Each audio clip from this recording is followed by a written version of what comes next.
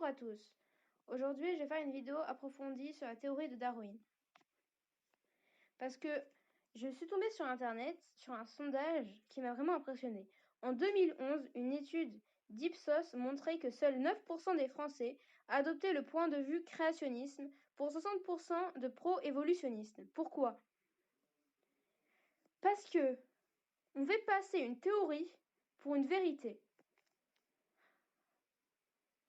Alors qu'une théorie, c'est qu'un ensemble organisé d'idées, de concepts abstraits, appliqués à un domaine particulier. C'est égal à une doctrine. Alors que la théorie de l'évolution est enseignée comme un fait. C'est comme si, par exemple, je vous disais que la théorie du complot est un fait, ou que j'enseigne quelque chose et que je dis c'est ma théorie. Ça ne devrait pas dire forcément que c'est vrai. Alors pourquoi on l'enseigne à l'école alors que l'école est censée être laïque, c'est-à-dire neutre vis-à-vis des religions? On ne doit pas imposer une doctrine comme ça. Il a en plus de faire comme si c'était un fait. C'est privilégier la théorie évolutionniste à la théorie créationnisme. Les élèves doivent connaître les deux avis. Les réfutations à la théorie de l'évolution. Le magazine Québec Sceptique numéro 60 a fait paraître un article dans lequel on présente 10 preuves incontournables de l'évolution. Ces preuves constituent majoritairement un discours complètement dépassé par la science. Voici une réponse précise à chacune des 10 points présentés dans l'article de Québec Sceptique. 1. Fossiles ordonnés. Affirmation. Des couches géologiques plus profondes et plus récentes, les caractéristiques anatomiques d'un même groupe d'animaux varient légèrement de façon graduelle. La taille du cheval, par exemple, s'est accrue de celle du petit chien, Hyracotherium 30 cm, et celle du cheval actuel, 150 cm. En 45 millions d'années, le nombre d'orteils touchant terre est passé de 4 à un seul aujourd'hui. L'évolution progressive des chevaux est un exemple parmi des centaines d'autres. Réponse. Le gradualisme prévu dans les registres fossiles constitue la principale prédiction de la théorie évolutionniste. Pourtant, depuis Darwin jusqu'à aujourd'hui, jamais a-t-on pu constater une trace fossile de l'apparition lente et graduelle des formes de vie. Darwin affirmait que le manque d'exemples de transition évolutive dans le registre fossile s'expliquait par le nombre encore trop peu élevé de fossiles répertoriés. Aujourd'hui, la règle d'or des registres fossiles, qui s'est imposée suite aux millions de fossiles répertoriés depuis Darwin, est l'apparition soudaine et abrupte de formes de vie, ce qui est complètement à l'opposé de la prédiction évolutionniste. En bref, nous n'avons pas à chercher très loin pour constater que la lente transformation graduelle des formes de vie n'existe pas ni dans la réalité du monde vivant, ni dans la réalité du monde fossile. Le registre fossile comporte une caractéristique flagrante et généralisée. Les formes de vie apparaissent soudainement. Graphique de droite. De la séquence des fossiles et disparaissent soudainement. Il n'existe pas de série de fossiles montrant la lente acquisition des caractéristiques morphologiques nécessaires au vol. Par exemple, graphique imaginé par les évolutionnistes à gauche dans le schéma. Stephen Jay Gould, évolutionniste et fameux paléontologue, déclare: l'extrême rareté des formes de transition est le secret de fabrique de la paléontologie. L'historique de la plupart des espèces fossiles comprend deux caractéristiques allant à l'encontre du gradualisme. 1. La fixalité. La plupart des espèces ne démontrent aucun changement de direction tout au long de leur durée sur Terre. Dans les registres fossiles, leur apparence est à peu près la même à leur disparition. Les changements morphologiques sont habituellement limités et sans direction. 2. L'apparition soudaine.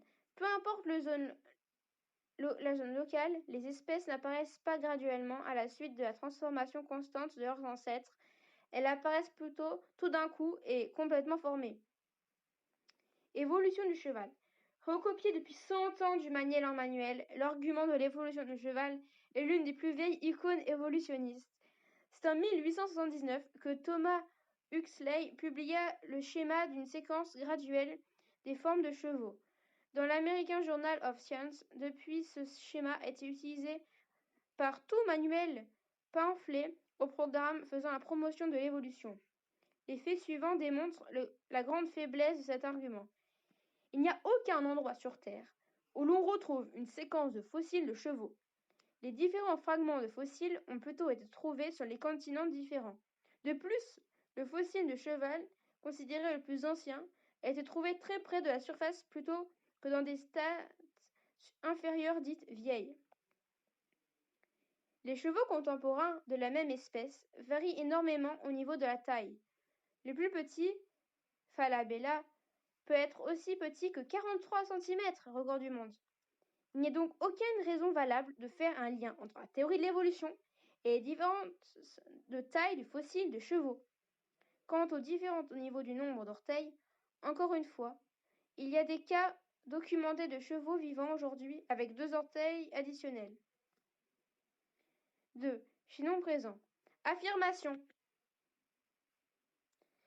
Les fossiles intermédiaires existent. Un des exemples les plus connus, l'Archaeopteryx, dont dents, griffes et queues sont clairement reptiliennes, peuvent voler avec les ailes plumées d'un oiseau. Un autre chaînon manquant prédit et retrouvé le Basilosaurus, muni de 4 petites pattes, inutiles pour la marche comme pour la nage. Il fait le lien entre la baleine actuelle, qui n'ont pas de pattes arrière, et leurs ancêtres terrestres à 4 pattes. Fossile d'Archaeopteryx. Réponse. Est-ce que l'Archaeopteryx est vraiment une forme intermédiaire entre les reptiles et les oiseaux? Même s'il n'y a pas de consensus parmi les évolutionnistes, ce fossile est tout de même le mascotte officiel de la propagande évolutionniste.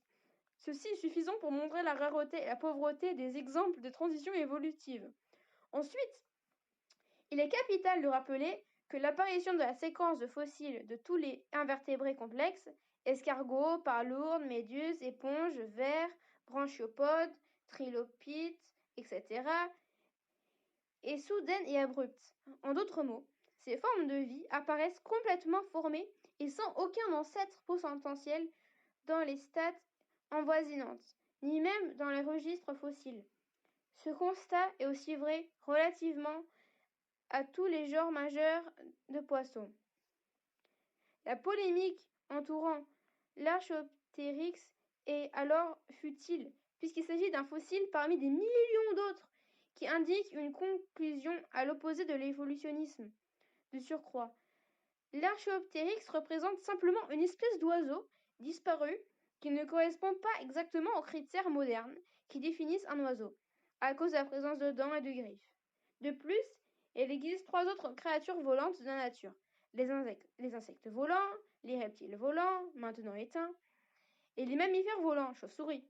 C'est donc dire que l'évolution aurait causé des multiples adaptations nécessaires au vol chez 4 types de créatures terrestres et aucun fossile de centaines d'espèces intermédiaires n'a été laissé pour aucune de ces 4 prodigieuses évolutions.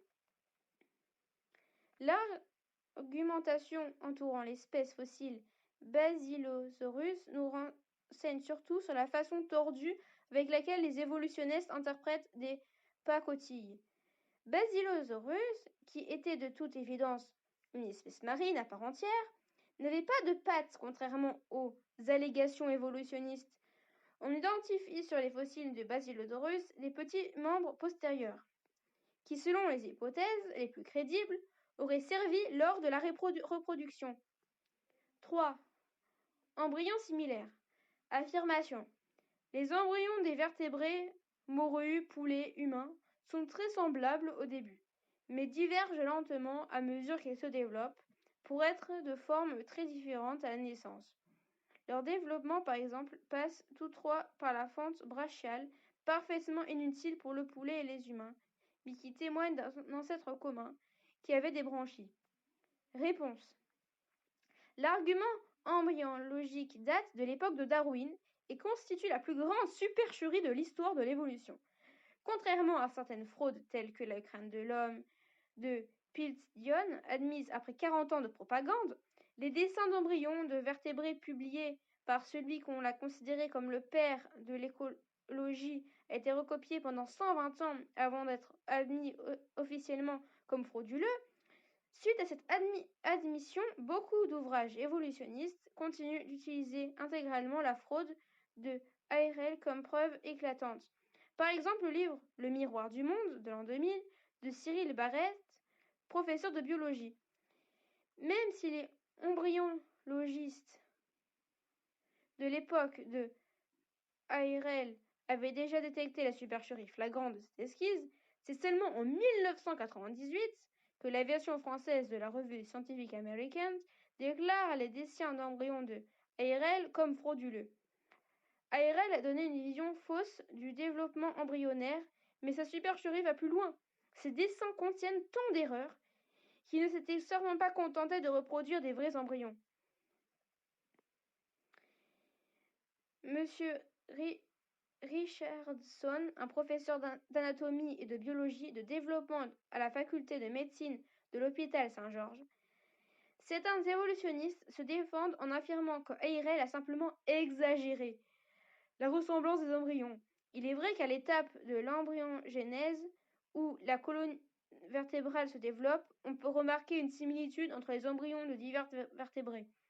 Si l'évolution avait une quelconque valeur prédictive, on remarquerait de grandes ressemblances entre les embryons dans la stade précoce du développement embryonnaire, bien avant que la colonne vertébrale se développe. Or, ce n'est pas du tout le cas de figure qui est observé dans la réalité. Dès la fécondation de l'œuf, des différences de forme et de grosseur apparaissent. Par exemple, l'ovule fertilisé d'un humain est de 10 à 40 fois plus petit que celui d'autres vertébrés, tels que le poisson, la grenouille, la tortue ou la poule. En 1987, Richard Ellison rapportait que les grenouilles, les poules et les souris sont radicalement différents dans des caractéristiques fondamentales telles que la taille de l'œuf, les mécanismes de fertilisation, les modes de division et les mouvements de gastrulation. William Ballard, 1996, a écrit que c'est seulement par des tournures sémantique et une sélection subjective de l'évidence et en faisant plier l'effet de la nature que l'on peut s'obstiner à dire que les stades de division cellulaire et de la gastrulation des vertébrés sont plus ressemblants que leur adulte. Et finalement, Stéphane Jay Gould déclare en mars 2000 « Nous avons le droit, je pense, d'être aussi surpris qu'embarrassés par ce siècle de recyclage insensé qui a mené à la persistance de ces esquisses, les embryons destinés par ARL, en grand nombre, si ce n'est pas en majorité dans les manuels scolaires modernes. » 4. Anatomie homologue. Affirmation. L'anatomie des mammifères est très semblable. Le bras humain et la nageoire de la baleine sont tous deux formés de 30 os et de 17 articulations, dont une seule est mobile chez la baleine. Ils ont reçu d'ancêtres communs le même héritage squelettique toutefois, pour faire une rame de la nageoire de la baleine, l'évolution a dû figer 16 des 17 articulations du bras. Réponse. L'anatomie comparée est une discipline très subjective, qu'elle fait intervenir la notion de ressemblance. Cette dernière n'est pas aisément quantifiable et mesurable. Mais ceci ne constitue que le plus petit problème de l'argumentation évolutionniste. Si la présence des structures dites homologues chez différentes espèces est impliquée par l'existence passée d'un ancêtre commun et ont transmis la structure en question héritage génétique, nous devrions alors constater que cette structure se développe à partir des mêmes groupements de gènes. Or, ce n'est pas le cas. Elles sont souvent déterminées par des gènes totalement différents d'une espèce à l'autre. Puisque la transmission des caractères se fait strictement par la transmission des gènes, le constat des structures homologues, codées par des gènes différentes, implique nécessairement une origine distincte des structures, contrairement à une origine commune, l'ancêtre commun. L'interprétation évolutionniste serait encore renforcée si les recherches en embryologie avaient pu démontrer que les structures homologues suivaient des modes de développement embryologique homologues. Or, la structure homologue chez les vertébrés, poissons, amphibiens, reptiles, oiseaux et mammifères, sont réalisés par des modes de développement embryologique très différents. En outre, après la gastrulation, les sites de cellules d'où dérive la structure homologue sont également différents. De Baer donne l'exemple suivant. Le tube digestif est considéré comme un organe homologue chez les vertébrés. Et pourtant, il se forme à partir de sites totalement distincts. Source, l'homologie, l'anatomie comparée et la théorie de l'évolution par Sinalzelli, Chip, Yabuya. 5. Caractères convergents. Affirmation. Des espèces qui ont les mêmes modes de vie possèdent les mêmes adaptations, malgré qu'elles puissent provenir d'ancêtres très différents. Par exemple, le requin, l'ichthyosaure et le dauphin ont adopté une forme extérieure très semblable pour pouvoir se déplacer rapidement dans l'eau. Pourtant, ils sont issus d'ancêtres très différents. Poissons, reptiles, mammifères. La sélection naturelle les a fait converger vers des caractéristiques adaptives similaires. Réponse. Il est très difficile de répondre à cette affirmation car elle constitue une interprétation entièrement arbitraire. Il n'existe pas un seul fossile crédible qui pourrait indiquer que soit les reptiles, soit les mammifères aient évolué pour retourner à la vie marine. Rappelons que les adaptations prodigieuses requises pour la vie marine demandaient que des centaines d'espèces intermédiaires existent sous forme vivante ou fossile, incluant l'imaginaire des évolutionnistes. Ensuite, ce n'est pas du tout à l'avantage de la théorie de l'évolution que des adaptations similaires, ici marines, soient apparues dans les lignées différentes, reptiles, poissons, mammifères, de façon indépendante. C'est donc dire que le miracle serait produit 3 fois plutôt qu'une. Ensuite, la cause d'adaptation similaire chez les espèces radicalement différentes peut tout aussi bien être expliquée d'un point de vue créationniste, puisque les formes de vie et leur adaptation respectives émanent d'un même créateur. Il serait justifié de constater une certaine récurrence dans le monde vivant. Le même concepteur a résolu certaines situations, exemple la vie marine, avec les mêmes solutions optimales. L'évolutionniste, de son côté, doit admettre qu'un processus aveugle de corruption de l'information génétique, les mutations, a fait pousser chez les mammifères terrestres des nageoires au lieu des pattes, et que celui-ci a eu la bonne idée de ramper jusqu'à l'eau. Un autre jour, le même genre de miracle s'est produit pour un reptile, et ainsi de suite. 6. Gènes semblables. Affirmation. Tous les êtres vivants, érables, huîtres, éléphants, humains, ont les mêmes types de codes génétiques. Ils portent tous les mêmes acides nucléiques, ADN et ARN, et les mêmes protéines composées de mêmes acides aminés. Par exemple, notre génome serait à 98% similaire à celui des chimpanzés, incluant de nombreuses séquences de pseudogènes identiques qui n'ont pas de fonction, mais ils font partie de l'héritage génétique d'ancêtres communs aux deux espèces. Réponse. Il est vrai que l'ADN de tout être vivant, des bactéries à l'homme, est écrit avec le même langage génétique. Nous pourrions avancer que ces faits est à l'appui de la création en formulant la proposition suivante. Le code génétique est universel dans le monde vivant parce que toutes les formes de vie ont été créées par le même créateur. Ceci serait une preuve insatisfaisante à l'argument évolutionniste, il est autant puisqu'il se base sur un raisonnement tout aussi faible. Les évolutionnistes ne sont pas du tout gênés par ce type d'argumentation très légère. De plus, l'affirmation selon laquelle il y a seulement 2% de différence entre l'ADN humain et celui des chimpanzés repose sur des vieilles études à l'époque où le séquençage des génomes n'avait pas débuté. Depuis presque 30 ans, les chercheurs ont assuré que l'ADN des humains et des chimpanzés était identique à environ 98,5%. Maintenant, un regard plus profond a révélé de différences précédemment inconnues dans des régions équivalentes de l'ADN. Ensemble, ces insertions et délétions suggèrent que ces génomes ne sont pas ainsi similaires que les chercheurs l'ont pensé. Source Science Now, octobre 2002. Ensuite, rappelons que le nombre des différences morphologiques entre le singe et l'homme est substantiel. De point de vue évolutionniste, il en découle que des dizaines d'espèces intermédiaires auraient existé, ce qui n'est pas le cas. Tous les supposés fossiles singes-hommes se sont avérés soit frauduleux, ou soit réclassifiés comme espèces cousines de l'homme, Néandertal et autres. À cet effet, M.P.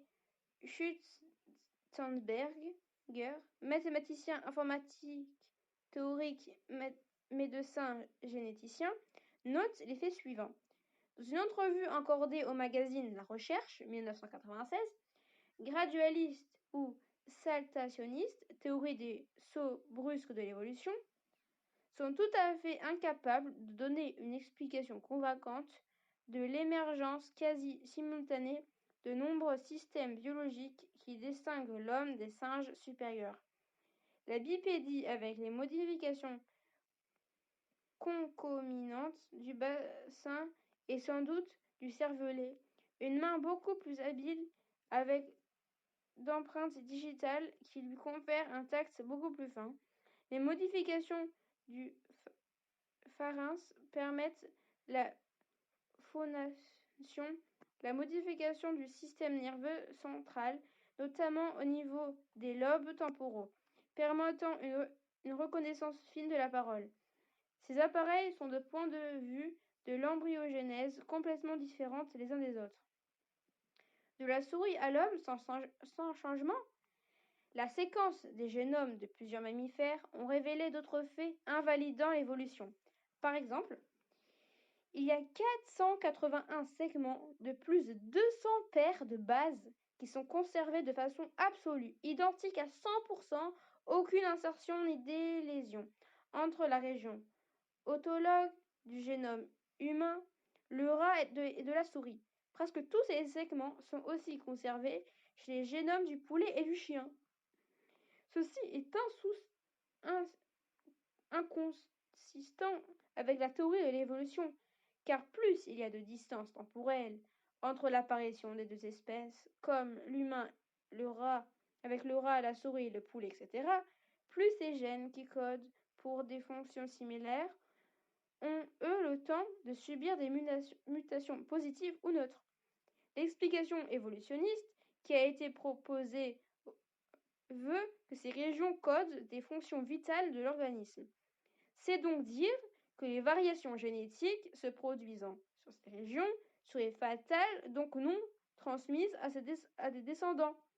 Ceci expliquerait la conservation intégrale de ces gènes chez plusieurs espèces durant des millions d'années. Or, cette explication n'est pas valable. Voici ce que les recherches récentes ont révélé à ce sujet. Afin de trouver quelle est la fonction de certaines de ces régions non codantes, hautement conservées chez les mammifères, l'équipe de Edward Rubin de Lawrence Berkeley National Laboratory de Californie ont procédé à la suppression des deux immenses régions d'ADN junk chez la souris qui contient 1000 séquences hautement conservées qui se trouvent chez la souris et l'humain.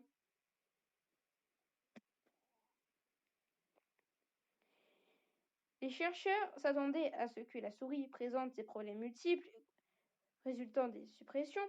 Cependant, ces souris étaient pratiquement indiscernables des souris normales pour toutes les caractéristiques mesurées incluant la croissance, les fonctions métaboliques, l'espérance de vie et le développement global. En d'autres mots, ces régions de l'ADN hautement conservées sont tout sauf vitales. La conclusion qui en découle est que l'apparition des différents mammifères ne s'est pas faite à des moments très distants, tels que la théorie de l'évolution le suppose.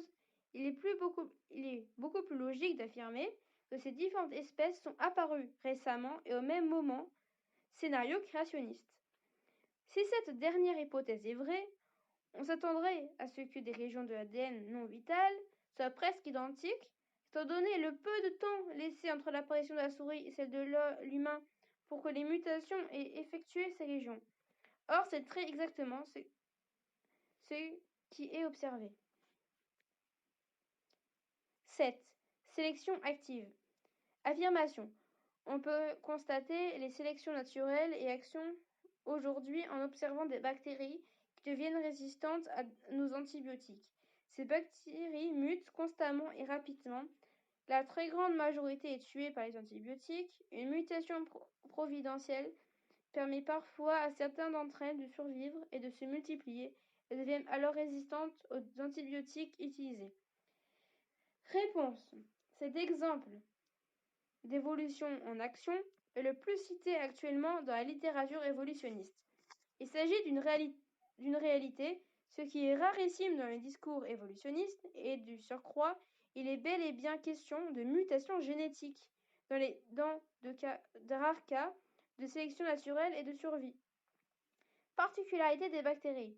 Une bactérie est un organisme unicellulaire jusqu'à 100 fois moins grand qu'une cellule animale. Les bactéries qui vivent dans le sol résistent naturellement aux antibiotiques car elles sont en contact avec les champignons d'où elles extraient les antibiotiques. Cette résistance est causée par la production d'une enzyme qui bloque les molécules antibiotiques. Cette enzyme est produite grâce à un gène que possède la bactérie du sol. Lorsqu'une bactérie du sol est en contact avec une espèce de bactérie pathogène de l'homme, la bactérie du sol transmet le gène de résistance à l'autre bactérie via un processus nommé le transfert de plasmide. Ce phénomène explique la majorité des cas de résistance à l'antibiotique chez une espèce qui autrefois était décimée par l'antibiotique. Le transfert de plasmide est quasi exclusif aux bactéries et ne peut aucunement expliquer l'origine des formes de vie plus complexes que les bactéries. Ensuite, il ne s'agit nullement d'une nouvelle innovation biologique, c'est plutôt l'innovation d'une fonction de résistance qui existait chez une autre espèce. Cette fonction n'est pas apparue par mutation génétique cumulative générant un tout nouveau gène, ce qui porterait le fondement d'un mécanisme de l'évolution. Résistance suite à une mutation, oui, cela existe. La conséquence d'une mutation génétique est la corruption de l'intégrité de la formation génétique d'un organisme. C'est très exactement le même effet que produirait la suppression ou l'ajout aléatoire des caractères dans la page d'un livre. L'effet pourrait être neutre dans les meilleurs des cas. Il est impossible que ce procédé aveugle engendre une nouvelle page dans le livre, écrite dans la langue du livre.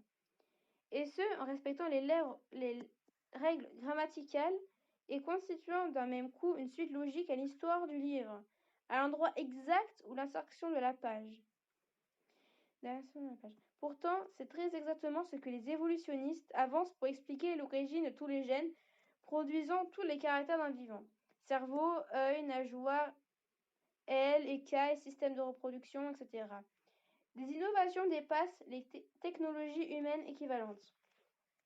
Les bactéries peuvent devenir résistantes lorsqu'une mutation génétique cause une légère déformation d'une enzyme qui est ciblée par l'antibiotique. Il faut que la déformation soit suffisante pour empêcher l'antibiotique de se lier à l'enzyme, mais pas assez sévère pour empêcher l'enzyme d'accomplir sa tâche vitale pour la bactérie. La bactérie qui subit ce genre de mutation devient résistante et transmet ce caractère à ses descendants. La nouvelle espèce émergente n'a aucun gène additionnel ni aucune fonction cellulaire nouvelle. Pire encore, elle est handicapée, étant donné qu'une de ses enzymes vitales est défectueuse. Mais le résultat est tout de même que cette bactérie survit, et les bactéries non mutantes meurent. Les changements subis vont dans le sens opposé de l'évolution, perte de fonctionnalité au lieu de gain. Les phénotypes produisant la résistance aux antibiotiques sont donc étudiés et largement documentés. Dans tous les cas, les microbiologistes ont confirmé que la résistance est causée par une déformation de l'enzyme ciblée par l'antibiotique. 8. Sélection domestique. Nous avons nous-mêmes procédé avec grand succès depuis 10 000 ans à la sélection artificielle des loups pour les transformer et de multiples races de chiens de compagnie comme nous l'avons fait pour notre plus grand profit avec la vache laitière et les céréales. Les espèces peuvent évoluer, elles ne sont pas immuables. Réponse. Cet argument exploite de très larges étendues du mot évolution. Il est vrai qu'une grande diversité existe au sein des espèces, probablement qu'une espèce originale de la famille des équidés a divergé pour donner naissance aux 3 sous-espèces qui constituent les chevaux, les ânes et les zèbres. Ceci ne représente nullement une évolution au sens de l'apparition de nouveaux caractères biologiques. Nous avons mentionné précédemment qu'au sein d'une même famille, celle des chevaux par exemple, il existe de différences de taille importantes. Le plus petit 43 cm, alors que le plus grand mesurait plus de 2 mètres. Une différence de taille, de forme et de couleur ou longueur de poil n'est nullement pertinente du point de vue des origines. Si l'évolution ne représente que des changements de taille et de forme, alors cette théorie est inutile. Lorsque l'on recherche à expliquer l'origine des vertèbres, des yeux, des pattes, des ailes, etc. 9. Biogéographie révélatrice. Affirmation. Les différentes espèces ont une forte tendance à se regrouper de façon géographique, tels kangourous et koalas en Australie et lémurs à Madagascar. De plus, il n'y a aucun ours en Afrique, ni aucun loup en Australie. Ces surprenantes répartitions s'expliquent facilement par le rassemblement naturel des descendants d'un ancêtre dans une région donnée, isolée par une barrière infranchissable comme un océan. Réponse. Les répartitions géographiques des espèces s'expliquent d'une seule façon, soit la migration passée d'une espèce dans la région géographique en question et sa possibilité d'y vivre. Aucune des deux théories des origines ne se trouve confortée par cette simple réflexion. Si des ours se trouvaient en Afrique, les évolutionnistes n'auraient nullement avoué qu'il s'agit d'une réfutation à leur théorie.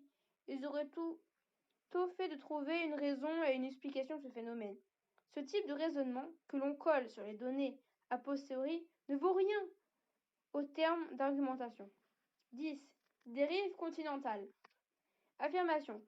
Certains fossiles, Cynognanus et Mesosaurus, n'apparaissent que dans certaines bandes terrestres de l'Amérique du Sud et de l'Afrique, dont la continuité observée implique que ces continents étaient autrefois soudés ensemble. Elle atteste de lentes dérives des continents sur plusieurs centaines de millions d'années. La dérive continentale de quelques centimètres par an ne peut être produite en si peu que 10 000 ans. Réponse.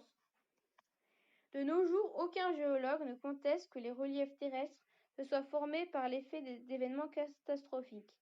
La géologie est revenue depuis les années 1980 à une approche catastrophique et abandonne de plus en plus l'idée de formation graduelle. Créationnistes et évolutionnistes croient tous que ces deux continents étaient autrefois joints. Les créationnistes avancent qu'une catastrophe de grande envergure a causé la séparation et la dérive rapide de ces continents. Cette dérive s'est ensuite ralentie et stabilisée. Catastrophe d'envergure en direct. Nous avons pu voir des catastrophes comme celle de l'éruption du mont Saint-Hélène, mai 1980, qui a effectué le relief de la région environnante sur plus de 380 km², près de 3 milliards de mètres cubes de roches, dévalèrent en avalanche le versant nord et comblèrent à grande partie la vallée de la rivière Toutle. Un énorme glissement de terrain fit passer l'altitude du volcan de 2950 à 2549 mètres. Il n'aura suffi que de quelques jours pour que les impacts se concrétisèrent. Nous connaissons aussi des strates de sédiments qui s'étendent sur des centaines de kilomètres, traversant parfois plus d'un continent. Les caractéristiques d'une telle strate sont uniformes sur toutes les longueurs et parfois contiennent les mêmes fossiles d'un bout de l'autre. Ces faits témoignent que la couche des sédiments en question est le résultat d'un unique événement catastrophique qui s'est produit dans un court laps de temps. Sinon, les animaux morts auraient pourri bien avant d'être fossilisés. On trouve de tels exemples dans le Grand Canyon. Le dépôt calcaire Redwall Limestone contient un vaste cimetière de fossiles qui s'étend à 290 km. Dans cette couche de sédiments de 2 mètres de largeur, on trouve des milliards de nautilois fossilisés, de groupes de mollusques. Ce cimetière de fossiles s'étend du nord de l'Arizona au sud Nevada, couvrant 30 000 km². Ce phénomène s'explique par une catastrophe unique de grande envergure et s'étant produit sur une courte période. Les raisons sont les suivantes. La couche des sédiments est mince et continue. Elle ne peut donc pas résulter de plusieurs mouvements de sédiments répartis dans le temps, c'est-à-dire éloignés par des millions d'années. 2. L'uniformité de l'écosystème fossilisé qu'elle contient témoigne que les nautilois n'ont pas eu le temps de migrer ailleurs avant d'avoir été tous capturés par le mouvement de sédiments qui les a fossilisés.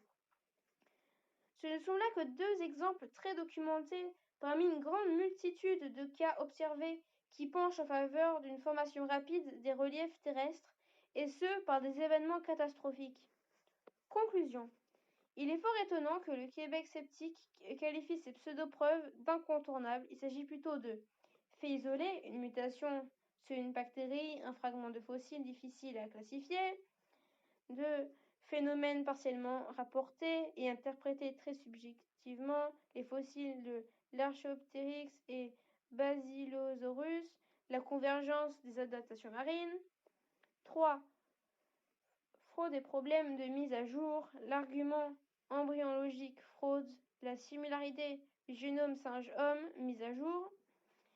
4. Confusion terminologique, classifier les différences des tailles, couleurs et des formes comme des exemples de l'évolution, cheval, sélection domestique, etc. Maintenant que j'ai réfuté les majeurs fondements de l'évolutionnisme, je vais poser les fondements du créationnisme. Que si vous arrivez à démonter ça, je deviendrai agnostique, à Dieu ne plaise. Le nombre total d'étoiles dans l'univers est de 10 000 milliards de milliards, répartis en 10 milliards de galaxies. Dans cet univers, seulement 10 000 planètes sont comparables à la Terre, car elles tournent chacune autour d'une étoile semblable au Soleil. Ces 10 000 planètes sont réparties parmi les 100 milliards de galaxies qui couvrent la totalité de l'univers visible. Il faut donc parcourir 10 millions de galaxies pour trouver une planète comparable à la Terre. Sauf que pour qu'une planète abrite la vie, son environnement galactique, stellaire et planétaire doit satisfaire au moins 17 paramètres en plus. 1. La galaxie doit être en spirale et ne pas entrer en interaction avec d'autres galaxies. Ceci afin d'éviter la collision des planètes entre elles. Une galaxie sur 10 satisfait ce paramètre. 2. Il doit y avoir peu d'étoiles autour du système solaire concerné. Il doit donc être éloigné du centre de la galaxie, soit une chance sur 1000. 3. La galaxie doit être située dans une région spatiale chargée en métaux, car ils sont indispensables à la vie, soit une chance sur 100. 4. La masse du Soleil doit permettre une production en énergie constante durant au moins 5 milliards d'années, selon les estimations scientifiques, soit 5 chances sur 100. 5. Le système stellaire doit avoir vu le jour après une succession de 2 ou 3 supernovas, l'implosion d'une étoile, soit une chance sur 10. 6. La planète censée accueillir la vie doit elle aussi être riche en métaux pour que les molécules de vie puissent prendre forme, soit une chance sur 5. 7. La planète doit avoir un contenu faible en carbone afin que son atmosphère ne soit pas trop riche en dioxyde de carbone, soit 3 planètes sur 10. 8. Pour permettre la vie humaine sur la planète, il lui faut un contenu faible en eau afin qu'elle soit raisonnablement couverte par les océans et que la Terre sèche émerge, soit 3 planètes sur 10. 9. Il est nécessaire qu'elle ait un cœur en fusion riche en fer, en rotation à l'intérieur de la planète, pour créer un champ magnétique protégeant contre le rayonnement, soit une planète sur 5. 10. Sa masse doit permettre de retenir une atmosphère riche en oxygène, mais pas en hydrogène, soit une planète sur 5. 11. Elle doit contenir des plaques tectoniques pour produire une dérive des continents, soit une planète sur 10. 12. Son orbite doit être presque circulaire pour assurer un apport solaire assez constant tout au long de l'année, soit une planète sur 5. 13. Sa distance par rapport à son Soleil doit être très précise par rapport à sa masse, assez proche pour recevoir suffisamment de rayonnement solaire, mais suffisamment éloigné pour éviter le verrouillage gravitationnel avec son étoile, ce qui impliquerait que ce serait toujours la même face terrestre qui serait orientée vers le Soleil, soit une planète sur 10. 14. Son système planétaire doit être pourvu d'immenses planètes extérieures, ceci pour aider à réduire la fréquence des impacts météoriques, soit une chance sur 100. 15. Mais ce système doit être dépourvu d'immenses planètes intérieures, ceci pour éviter que la Terre tourne autour d'une grosse planète plutôt qu'autour du Soleil, soit un système sur 10. 16. La planète doit avoir une rotation avec une période se comptant en jours, pour assurer une distribution généralisée du rayonnement solaire sur elle. Cela concerne une planète sur 2. 17. La planète doit être pourvue d'un satellite lunaire pour permettre le cycle des marées indispensable à l'écosystème, soit 5 planètes sur 100. D'après toutes ces estimations, il en ressort que la probabilité qu'il existe une planète capable d'accueillir une forme de vie complexe et intelligente comme la nôtre est d'à peu près une chance sur 1 milliard de milliards. En termes de probabilité, c'est un risque nul, improbable, impossible. Ouvrons les yeux. Le monde est l'œuvre d'un créateur, hors de la matière, hors du temps, comme en témoigne son univers, notre univers, sa signature.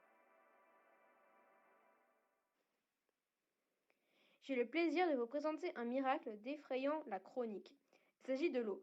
Je ne parle pas du fait que l'homme est composé d'à peu près 70% d'eau et que ses 50 000 milliards de cellules contiennent le 2/3 d'eau de son corps, ni du fait que l'eau est vitale pour notre fonctionnement, l'oxygénation des membres du sang, la régulation de notre température et l'élimination de nos déchets, etc. Je parle de cette anomalie singulière dont l'eau est porteuse lorsqu'elle se glace. Son caractère bravant les lois de la nature que la science n'explique pas, vous avez dû le remarquer, vous aussi. Lorsque vous préparez un verre d'eau avec des glaçons, ces derniers flottent à la surface de votre verre. Pourtant, ils sont censés plonger vers le fond du verre, plus lourd que l'eau qui les supporte. C'est la spécificité de l'eau, sa magie. Comparé à tous les autres liquides qui subissent une transformation et deviennent des solides par l'effet du froid, l'eau, lorsqu'elle gèle, est différente des autres liquides. Pour la majorité des liquides, l'huile, le lait, le sang, etc., lorsqu'ils gèlent et deviennent solides, le poids du solide est plus lourd que le poids du liquide. Chez l'eau, c'est l'inverse. Lorsqu'elle gèle, le poids de la glace est plus léger que celle de l'eau à proportion égale, dès 3,98 degrés Celsius. Ces molécules s'espacent progressivement pour former un large réseau cristallin. Et étant donné qu'il y a moins de particules dans les mêmes volumes, sa structure solide est donc moins dense que sa phase liquide, ce qui la rend plus légère. Nous constatons que la liaison d'hydrogène de la glace est différente de celle de l'eau, augmentant l'espace entre les molécules. Si chaque molécule d'hydrogène est liée avec 3,4 autres molécules, chez l'eau, chacune s'unit avec 4 molécules différentes lorsque cette dernière gèle. Une différence qui représente quelque chose comme ça. Cette anomalie de l'eau par rapport aux autres liquides explique pourquoi la glace flotte sur l'eau lorsque celle-ci gèle. C'est là que le miracle prend tout son sens. Sans cette propriété unique, les océans, les mers et les lacs gèleraient en hiver et d'immenses blocs de glace couleraient jusqu'au bout des fonds marins, empêchant toute vie aquatique qui ne survivrait pas dans ces conditions. Tous les organismes vivants présents dans l'eau seraient morts. Si la glace ne flottait pas sur l'eau grâce au miracle dont elle est porteuse, nous n'aurions aucun bénéfice du monde marin. Mais il y a plus grave encore que le manque de poissons pour l'alimentation dont l'homme pourrait bien se passer. Sans ce phénomène étrange, l'eau, une fois gelée et transformée en glace, devrait s'effondrer profondément vers les fonds, de sorte que les lits des rivières et des ruisseaux gèleraient d'abord et les couches supérieures ensuite, au point que toute l'étendue d'eau deviendrait un bloc de glace géant. Le cycle de pluie ne pourrait pas exister tel que nous le connaissons aujourd'hui. La pompe que représente le soleil qui s'évapore qui évapore la surface des eaux avant de la condenser ensuite en nuages, ne pourrait pas effectuer sa tâche si toutes les eaux se transforment en glace. Si nous serions certainement pas là pour en parler. Les conséquences désastreuses seraient encore plus innombrables pour l'humanité si l'eau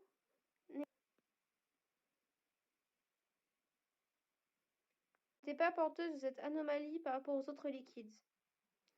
Si à une époque l'humanité était plus élevée spirituellement, on n'avait pas autant besoin de voir les traces de son créateur. Avant l'avènement de la science, nous pouvions voir ce qui est caché à nos yeux, le back-office de l'univers. C'est là que nous découvrons des miracles encore inexpliqués par la science, qu'elle aura eu le mérite de nous faire découvrir afin que nous donnions révérence au Maître du monde comme il se doit. Dieu agence le monde de règles fixes qu'il a choisi de braver à sa guise pour nous permettre la vie, manifestant de même coup sa toute-puissance unique. Voilà, cette vidéo touche à sa fin. J'espère qu'elle aura pu vous aider à sortir de l'ignorance qu'on nous enseigne à l'école, si vous étiez évolutionniste. Je n'ai fait que citer des arguments majeurs créationnistes, au sens vague, mais si vous en voulez d'autres, j'en ai à revendre. En sachant que je n'ai pas parlé des preuves de la Bible, avec les prophéties, tout ça, les miracles au fil de l'histoire. Je prie Dieu pour qu'il vous éclaire, pour qu'il touche votre cœur, pour qu'il vous guide à travers son esprit à la vérité, par le nom d'Yeshua. Amen. Merci de m'avoir écouté. N'hésitez pas à partager à tous vos contacts évolutionnistes. Soyez bénis et fortifiés par le Dieu vivant et éternel. Amen.